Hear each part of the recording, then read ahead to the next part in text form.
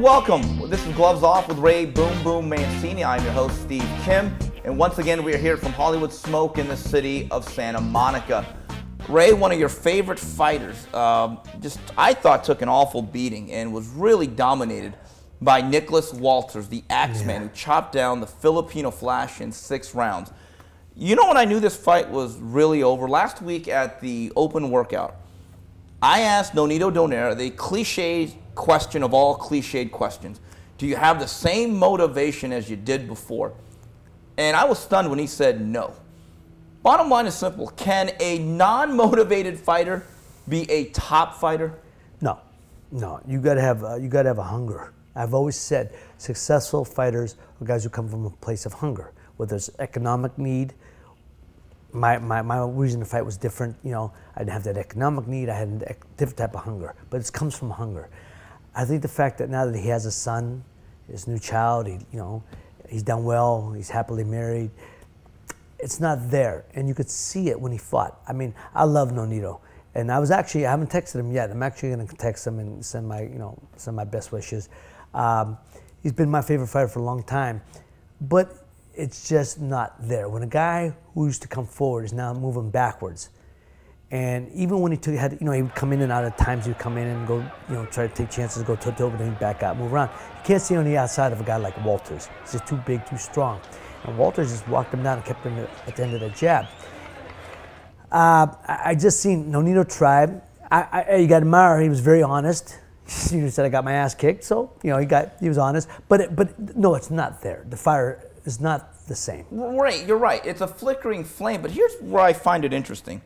If you have a child, you have more bills to pay. Diapers cost money. Formula costs money. Rachel Donaire, I'm sure she has a very, very vast shoe collection. Okay, she likes to shop. I've seen her around. That costs money. He lives in a big mansion in Las Vegas. He's got bills to pay.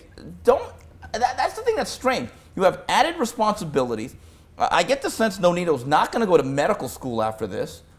Why wouldn't you be motivated with the specter of the fact you can make multi-millions of dollars as long as you win, Ray? No. Why is he not motivated? Well, because, people, I used to say, it's time to retire. When people used to say to me that, they see me doing road work in the pouring rain, blizzard, snow. And I said, yeah, but I knew it was time to retire when I wake up praying for rain.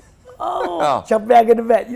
That's kind of the mentality. I'm saying is, when you're getting up with your child, during the night, and you're in the morning with your child, you don't want to get up and do road work. You want to stay and hold your child and play with your child and feed your child, whatever. It's a different. Yeah, I understand what you're saying. Absolutely makes sense. You have more added responsibility, so you would think you have added obligations to go make a better, more of a living. But I just think it's the mindset. I used to go, and I'll tell you a perfect example. When I fought, I had no children. I wasn't married or anything. I say, either you're getting carried out or I'm getting carried out. One of us is getting carried out of here tonight. That was the mentality. When I came back to fight Greg Hagen, my first son and my second child was born. I left, my son was born in November, and I left in January to go to training camp. And every day at that time, there was that song, Tears in Heaven by Eric Clapton. It would come on about 3 o'clock every day. And I'd be sitting getting ready to go to the gym and bawling my eyes out, crying my eyes out. Couldn't control it. I understood why, but I couldn't control it. I felt so guilty about being away from my wife and my child, and I just, all these things in my head. When I was in the dressing room, I was like, man, God, please don't let me get hurt. My wife, my baby, they need me. Please, I was beat before I went in the ring. What I'm saying is, that was me personally. I'm not saying that's him, but I got to say it's got to be something similar to that. Yeah, Ray, 2 things. There's been a large contingent of voices that have said behind the background, Nonito Donaire is simply not a 26-pounder. And you look at his body, it screams at 22. But again, if you're hitting that snooze button more than once before road work, you're not willing to lose those 4 pounds. I think that's the bottom line. Also, from a technical standpoint, when you move up in weight, Ray, you better be sound technically. And this is one of the things I've always said about Nonito Donaire. He's flashy, but there's more sizzle than steak. And in this particular matchup, he faced a guy in Nicholas Walters that could look him eye to eye, was physically well built. This was about as well built a featherweight as I've ever seen. And the one thing he did well, and just beat Nonito to the punch every time, was the solid fundamental jab. Not only was he outsized in this fight, Ray, I thought he was out-techniqued. Well, he was. I mean, I never knew Nicholas Walters. I kept hearing about him, reading about him. I was anxious to see him, and man, was I impressed. You know, it's funny, during that fight, I was sitting with my assistant trainer, Chuck Fagan, who was in my corner for my whole career.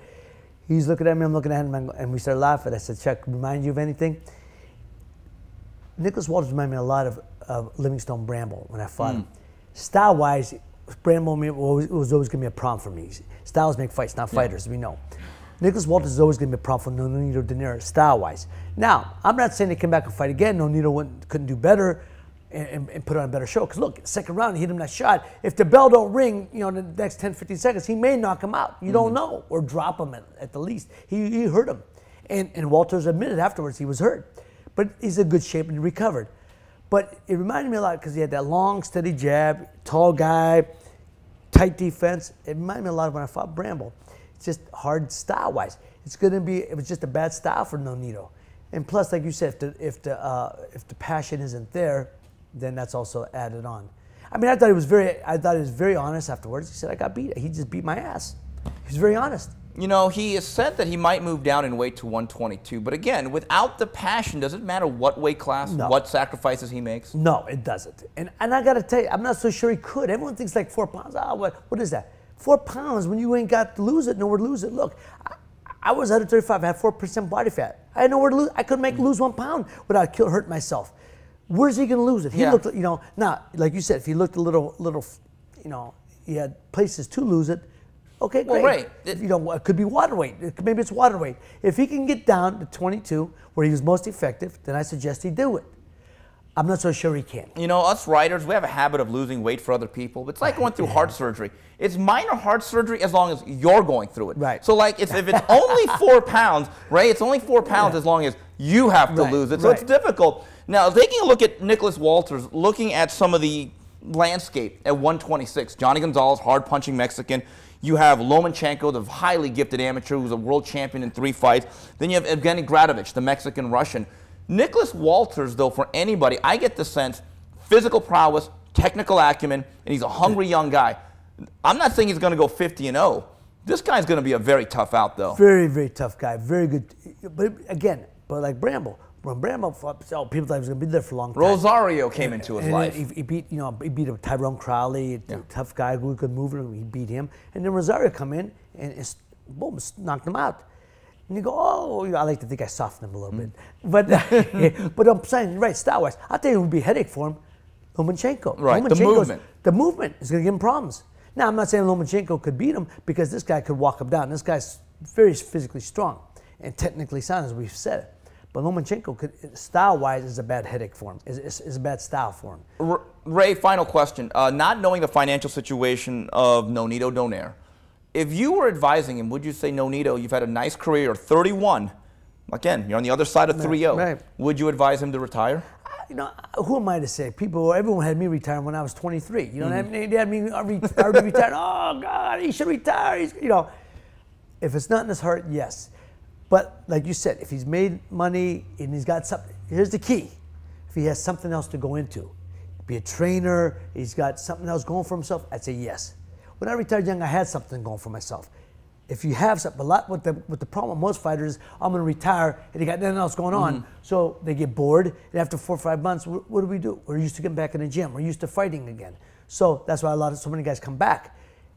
If Nonito has something else to turn to, and that could make him a living, I'd say yes. Shut it down. Well, that's it for another edition of Gloves Off with Ray Boom Boom Mancini. This is Steve Kim saying goodbye, everybody.